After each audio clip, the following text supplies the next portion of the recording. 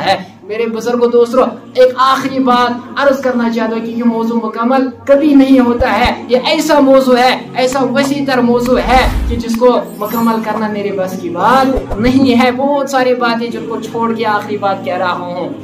ایک جلسہ ہوتا ہے، اسے لوگ دیتے ہیں، اس میں ذکر ہوتا ہے، لیکن اب میں تمہیں لے چلتا ہوں محمد کا ذکر کب سے ہے؟ جب شجر و حجر نہیں تھا، جب زمین و آسمان نہیں تھے، جب گوچے نہیں تھے، جب غریاں نہیں تھی، جب ندی نالی نہیں تھے، جب پہاڑ نہیں تھے، جب عرش معلا نہیں تھا، جب تحت الثرى نہیں تھا، زمین و آسمان نہیں تھی، چاند سورج نہیں تھا، تب نبی کا تب جلسہ ایک ہوا تھا۔ کیا ہوا تھا؟ جلسہ ایک، جس میں تمام انبیاء کی روحیں جمع تھی، تمام انبیاء کے روحیں جمع تھی۔ مقرر کون تھا؟ اللہ تھا۔ موضوع تھا شان مصطفیٰ۔ کہا ان سارے رسولوں سے کہا وَإِذَا أَخَذَ اللَّهُ مِيثَاقَ لَمَا آتَيْتُكُم، میں تمہیں کتاب دوں گا، نبوت دوں گا، کتاب دوں گا، نبوت دوں گا۔